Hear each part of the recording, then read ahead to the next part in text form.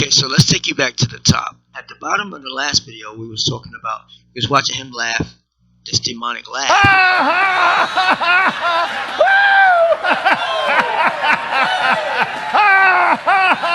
The media said what? The media said Joe Biden's president. Ha ha ha ha ha ha ha ha ha ha ha.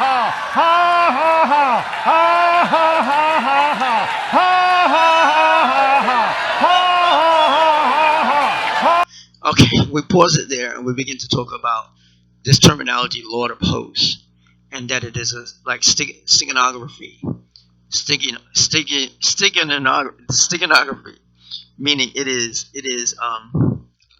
a concealment. It is a verse something they take out of the Bible, but the way they designed it, it is like an anagram in a cryptogram, or what's the other word? And I lost the word. I said it on the end of the last video, but it is an encryption. The word Lord here is not referring to Jesus Christ. The word host here is referring to the Catholic Mass, which they call the sacrificial host. The reason why the O's are bigger than the other letters is because it represents the Catholic Mass. It's you see the Pope thing, the Lord, the eminent Lord Pope holding up the big thing, the Mass. They call it the Mass. They call it the host, the sacrificial host. This is the human flesh of Jesus Christ, right? This is the sacrificial host that they call the sacrificial host and or the Mass, which becomes the Eucharist, transubstantiated, the substance of this big circle piece of matzah or whatever it is transforms into literal flesh, right? So here we know that he is a son of Rome already. We already know the different videos how he has already made himself the spiritual son of one of the spiritual sons of the Pope, right? So we also read this, the announcement of a new Pope. Every time there's a new Pope, this is the way it announces. I announce to you with great joy, we have a Pope, a Papa, a Father, the most eminent and reverend Lord. So the most eminent and reverend Lord, Pope, or Father, the most eminent and reverend Lord that just happens to be the Father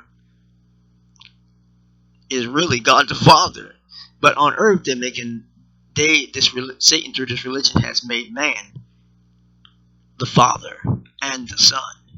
Okay, we have a Pope, the most eminent and reverend Lord, capital L, Lord Jorge Cardinal of the Roman Church, of the Holy Roman Church, Bergoglio. Jorge Bergoglio is the Pope's name, Mario Jorge Bergoglio, or Jorge Mario Bergoglio, who takes for himself the name Francis, Pope Francis. In other words, Francis of Assisi, right?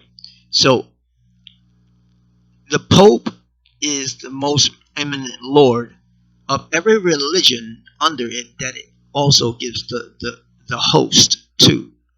So in their world, he is the Lord of hosts.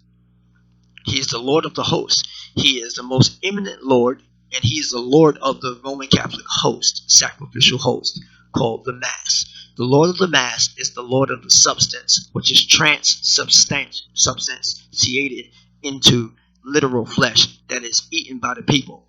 And people that were once, years ago, that rejected it and said it was only representation and said it was idolatry to say that it was literal flesh of God. Those people got burned at the stake by the earlier popes, the earlier fathers, the earlier eminent lords of the host. Okay, so let's back to this. Kenneth Copeland doing a blood sacrifice and a salt sacrifice, right? A blood ritual.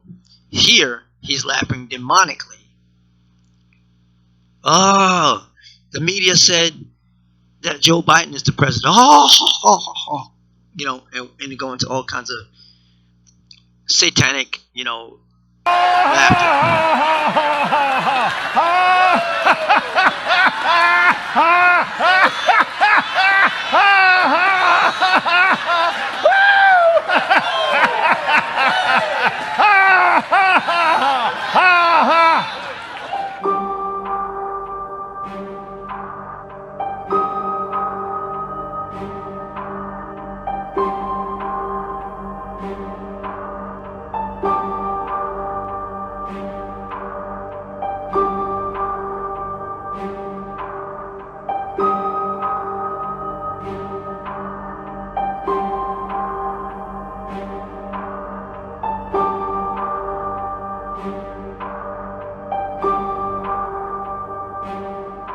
A lot of people think it's unbecoming for a preacher to live a life of luxury and to fly around in private jets.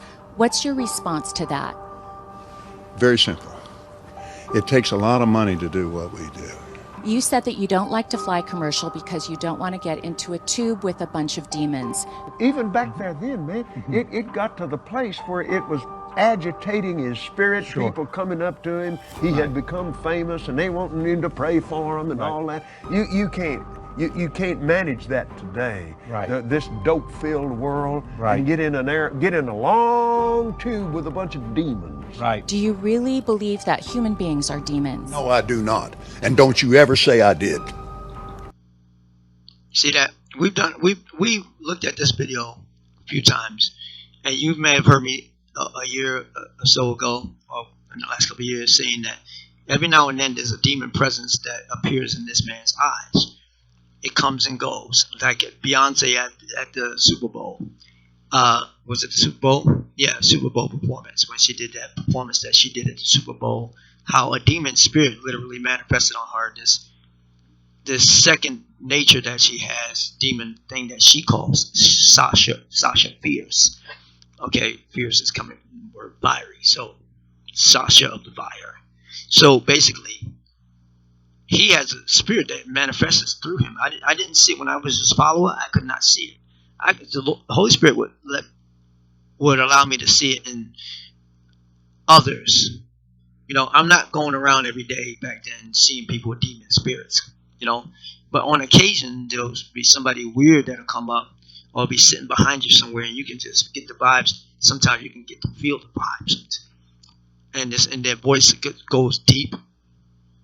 And I sat one time in the church tent in West Brighton, off of Market Street, and a demonically possessed lady sat right behind me, and I didn't know she was there until I heard her voice. She said she was distracting the guy on the stage, Jason Alvarez, I think it was, and she was like talking deep, whatever she was saying.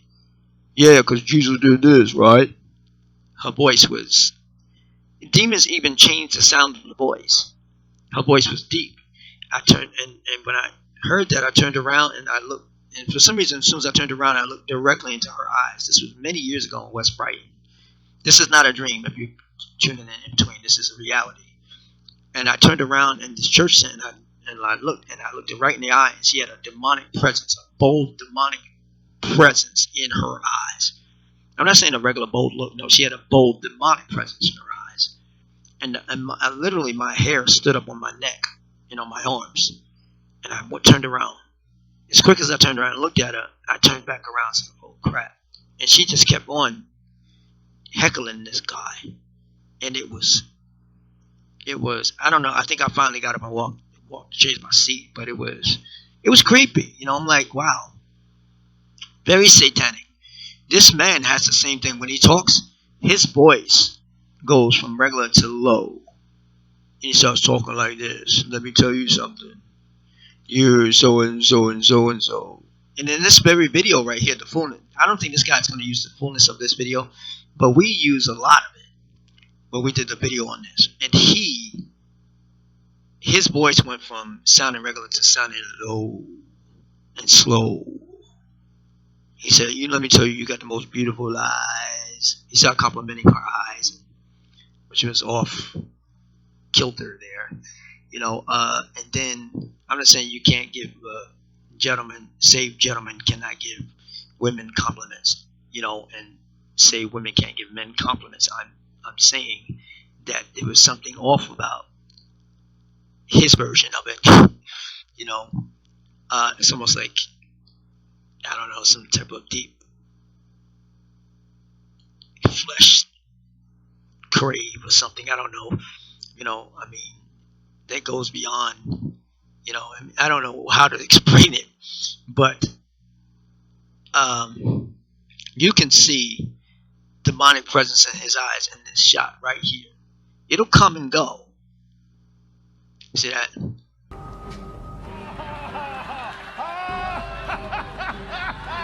Like I said, now, when I was his follower years ago, I could not see that. But at the time when I was his follower, the Holy Spirit would allow me to see it on certain other people. Like sitting in a restaurant. I seen a lady one time. I was sitting there having dinner with my sisters in Christ. And both me and my sister Nicole, we were sitting there. And I happened to look up, and she had already seen her. I looked over at this lady, and you could see the presence on her. We just kind of looked at each other and was like,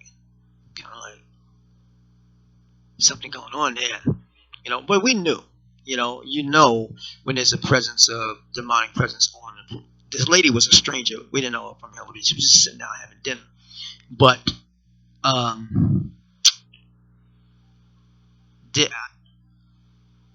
and there's other times when I've experienced that and seen this presence of people, but at the same time, back then I was Copeland's follower, so I could never see it in him. When I was away from the Word of Faith movement for a while, and then when I came back to just watching some of that stuff, that's when I finally started seeing him, because I was in the presence of God, not the whole time I was in the presence of God, because sometimes I was backsliding in between, but the whole time I was away from Word of Faith, there was times when I was in God's presence, and then there's other times when I was not. I was just doing my thing. But that time away from the Word of Faith movement, by the time I come back in God's will, but watching and try to watch them in God's will in them did not connect. It did not connect. And that's when I began to see the demon's presence on him, on this guy. It's like something was taken off my eyes so I can finally see it. And I began to ask myself, how come I never saw that before? It had to have been there before. Why didn't I never see it? Because my eyes were blinded by celebrityism. See?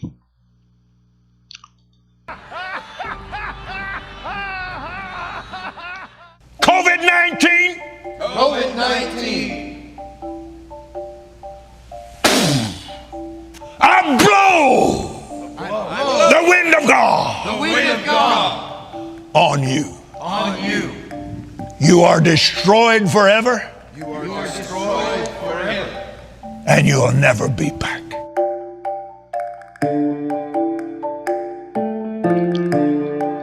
Okay. Let's back to this.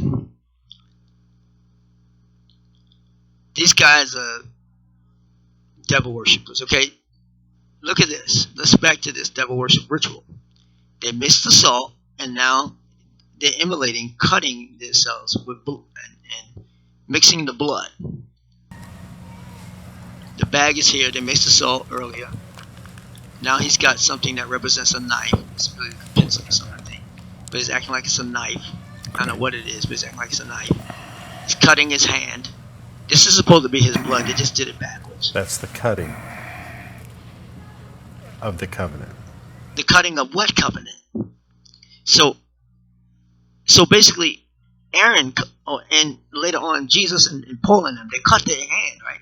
Put it in a cup, and then drank it, and mixed it together, and then doled it out for the people to drink.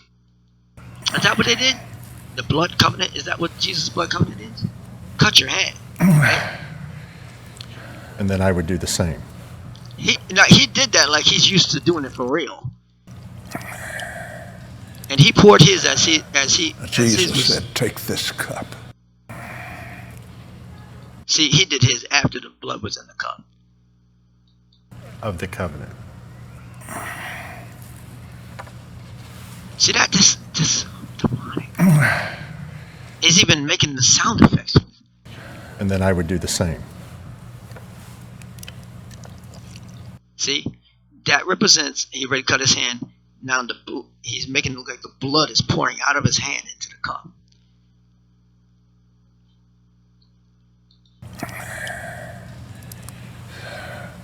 Jesus said, take this cup. This is my... Jesus did not say take that cup and do anything with it. Jesus said take this cup. The same. See, it's like we said. Satan eventually comes out of the closet. Satan has his minions, little by little, come out of the closet to see how far the people will continue to follow that. This is a on-stage ritual that they're doing, which represents what they're doing behind the scenes, the real thing. When he did this simulation hand cut, he put the emphasis in his face and in his voice, and it's because he's used to doing the real thing. You see?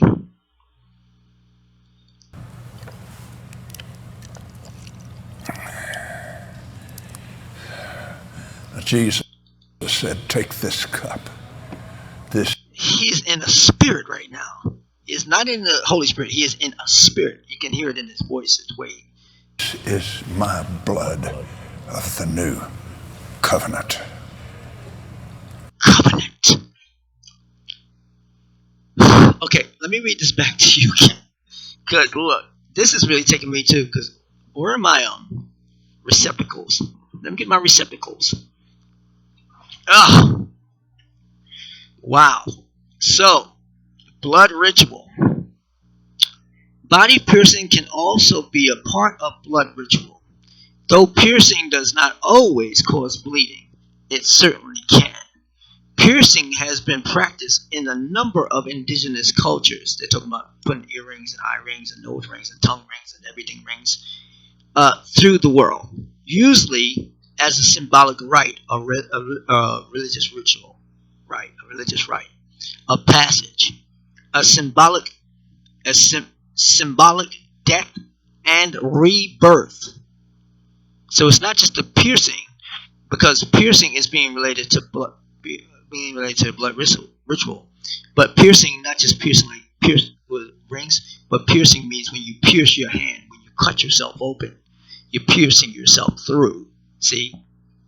So that's what the piercing part, the part of the rituals, of the indigenous rituals where they pierce themselves with something, whether they bleed or not, the fact that they're breaking their skin through with something, stabbing themselves through, is representing what some cults is symbolic.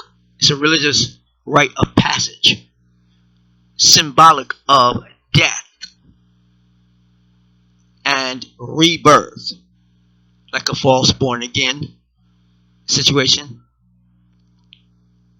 Also, it says an initiation. Well, what do you mean? Yeah, an initiation for reasons of magical protection. Magical protection disguised as Christian communion. Christian communion. The Christian Mass, the Christian Eucharist, Jesus said, this is the blood that is in my cup. I mean, the cup of, that is the blood of my covenant. That what he said, right? And he said it satanically too, like creepily. Magical protection. Blood rituals often involve a symbolic death and rebirth, as literal bodily birth involves bleeding. As blood is typically seen as very powerful and sometimes as unclean. Blood sacrifice is sometimes considered by the practitioners of prayer, ritual magic, and spell casting to intensify the power of such activities. The Native American sun dance is usually accompanied with blood sacrifice. Some blood rituals involve two or more parties cutting themselves or each other, followed by the consumption of the blood, masked in this case as the Lord's Supper. Masked as the Lord's Supper. In other words, disguised as the Lord's Supper. You see that?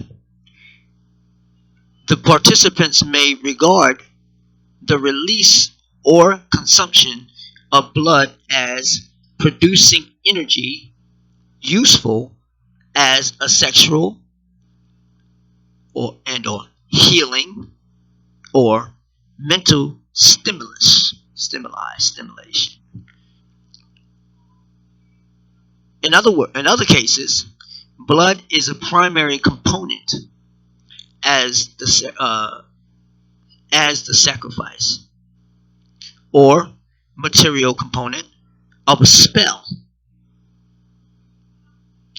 Most likely they're casting spells on the people like they normally do anyway, right in front of the people that don't even know what they're doing.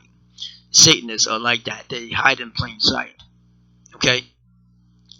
Blood rituals are practiced by various groups of peoples, including those with religious or political affiliations.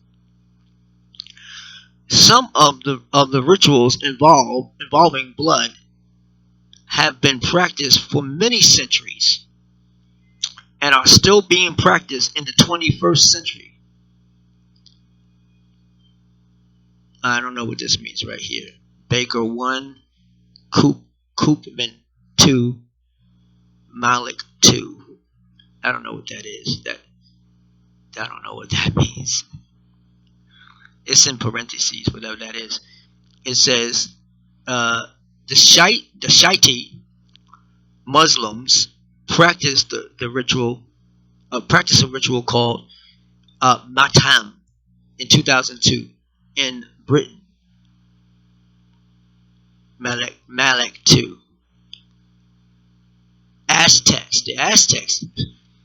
The Aztecs' participation in blood rituals around 500 years ago. Pendragon 1. I don't know what that means. The blood in the rituals has a symbolic meaning depending on the group and ritual being performed.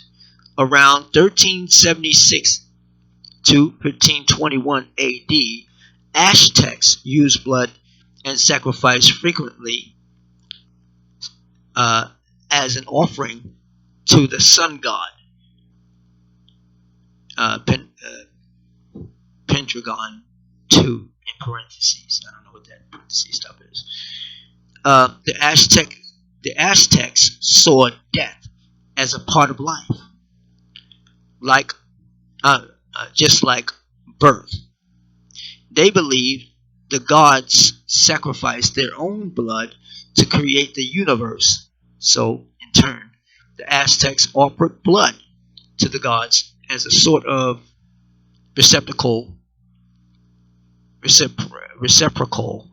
exchange and gift for their creations. Furthermore, this supply of ritual blood was believed to maintain plentiful fertile crops and aid in the continuation of the Aztec world. So Satan had deceived the Aztecs into doing blood rituals to demons. They call it gods, but demons. Okay. Also in India, some Indians practice a political. Some Indians practice a political ritual voluntarily, where the people donated blood as a way of remember as a way to remember politicians who have died. You see, this predates this thing about blood drives and collecting blood. Always thought to myself that it was kind of weird how every time something tragic like a 9/11 or something like that happens, the first thing they start doing is asking for blood. And I started to think it weird after a while that every time I went to an ER, they always wanted to take my blood. Always. By the time you leave, they already trying to put all kinds of drugs in you or tell you there's nothing wrong with you. But they always are very, very bloodthirsty. They always want to take, in most hospitals, not all, but in most hospitals, they want to take people's blood all the time. If they don't take your blood out front, they'll get it when you get in the back, unless you stop them. But I don't let them take my blood no more, because I always find some reason to stop them. Because you don't have no reason to study my blood. Especially after the symptoms I told you, you don't need my blood for that.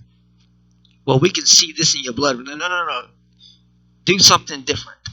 You know, they always have, I notice how hospitals are bloodthirsty. They always have a strong yearning to take people's blood. You go in there with a head cold and they're taking your blood. In Palmdale Hospital, you can go in there with the sniffles and say, I think I might, just have a cold or whatever, and I want to make sure it's not developing. They go through a process, through the triage, and you have to give them your blood. You have to. They won't let you go any further without taking your blood. They said, I don't believe they'll let you go any further. I don't know anybody that has resisted. No matter of fact, I've resisted. I've stopped them, I think, one time from doing it. I just didn't trust it. But at that point, I don't remember if they even see me at that point. I think I just left on my own, like, I'm out of here. I should have just waited around to see if they would take me anyway. But they're not letting you pass without doing the blood ritual of taking your blood. And I noticed that there was, especially in America, also throughout the earth, but mostly America, there is a plethora of come give your blood and come give your plasma. Come give your blood and come give your plasma. Here's $20. Here's $50. It's going to be used to help people. Car crash, 2 people died. They're taking blood from 100 people. I'm almost not exaggerating on that one. I'm almost not exaggerating the numbers on that. A car, 5 people crash. They're taking the blood of 5,000 people. You know what I'm saying? I'm exaggerating, of course, but you know what I mean. They're taking what do you need that for? You're not giving any real reason. So I've always been skeptical of that blood ritual. Now seeing here, in the class system in America, upper class, low class, that comes from India. It's originally called the complex caste system in India. Confucius started it, was being given credit for starting it. This right here is from India.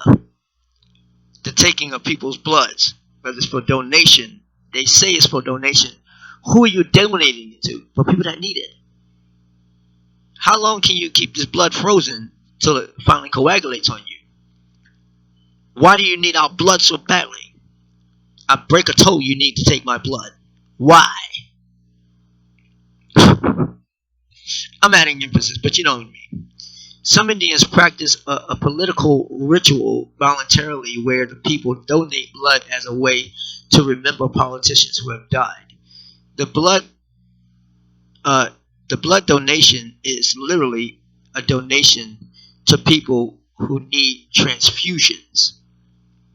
And that's the surface what they tell on the surface. They always say it's for people who need transfusions. So I bring you back to the scenario again. 2 people die in a car crash, and they're taking 50 ounces of blood, or 50 blood from 50 people, so it doesn't add up mathematically. The people that are taking the blood, they don't know. They're just following the orders that's passed down to them from whoever's passing it down. set up trailers and take people's blood. Don't give them service in this hospital unless they're willing to let their blood be tested. And if they won't let you do it, then start treating them in an isolated way. Like you're trying to resist the doctor's help. We know what we're doing. Give me your arm, please. No, you're not getting my blood. Stop. So the blood donation is literally a donation to people who need transfusions. The participants donate at donation camps during the birthday or the anniversary of a politician's death. That is sick. University of Edinburgh in Scotland states in the article, blood will have blood. Prime Minister Indira Gandhi and Ravi Gandhi are two politicians who are mainly remembered during the blood donations. Okay, so they do theirs for dead people. They collect blood for dead people, which is, we say, they're saying India, but the ritual predates, it's satanic. So Satanists and these blood rituals have been in the earth far longer than these Indians that do these for political reasons.